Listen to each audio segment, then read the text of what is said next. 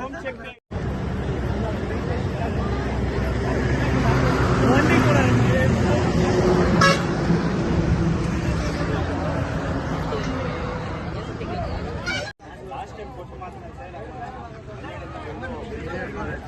ಅದಕ್ಕೆ ಮಂಜಣ್ಣ ಲಾಸ್ಟ್ ಏನೋ ಮಾತು ಕೊಟ್ಟಿದ್ರು ಪ್ರತಿ ವರ್ಷ ಓಂ ಶಕ್ತಿಗೆ ಪುಷ್ಕರಿಸ್ತೀನಿ ಅಂತ ಹೇಳಿದ್ರು.